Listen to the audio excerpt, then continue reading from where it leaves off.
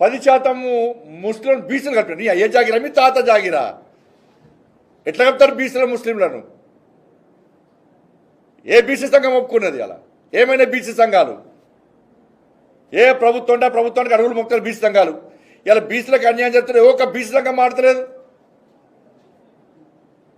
అరే రాజశేఖర రెడ్డి ప్రభుత్వము 4% రిజర్వేషన్లు ఇచ్చి ముస్లింలను బీసీలకు గుర్తిస్తే హైదరాబాద్లో ఘోరమైన అన్యాయం జరిగింది హిందువులకి. అలా 30 మంది జిహెచ్ఎంసీ ఎన్నికల్లో 30 మంది హిందువులైన బీసీలు గెలవాల్సిన స్థానాల్లో ఇలా ముస్లిమ్స్ గెలిచిరు. వాళ్ళ మీరు 10% రిజర్వేషన్లు ఇచ్చి 10% ముస్లిం బీసీలు కలిపితే ఏ గ్రామంలో ఏ వాళ్ళ సర్పంచ్ ఎవరు గెలవడు? ఇలా బీసీలు హిందువులు ఏ సర్పంచ్ గెలవాడు? బీసీలు ఒక్క కౌన్సిలర్ గెలవాడు, ఒక్క కార్పొరేటర్ గెలవాడు, ఒక్క జెడ్పీటీసీ గెలవాడు. రాసి పెట్టుకోండి.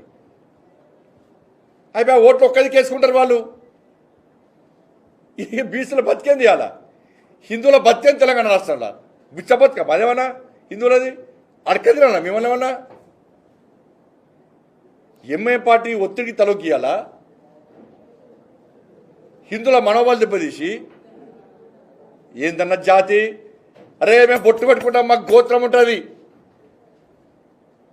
జన్మనామం ఉంటుంది, జన్మ నక్షత్రం ఉంటుంది, మేము ముల్దారం కట్టుకుంటాం, మా జాతి ఇది.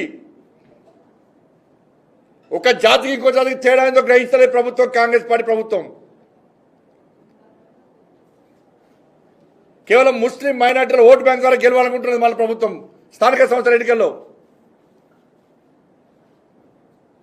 ఏమనే బీసీ సంఘాలకు అర్థం కాలే. మేము బీసీలు ఉత్తరిస్తాం, మాదే బీసీ సంఘం, మేము చెప్తానే బీసీలు ఓటేయాలనే సంఘాలు ఏడవైనాయి. 46% ప్రభుత్వం తీసుకొస్తే ఇలా అగ్రవర్ణాలు ఉన్న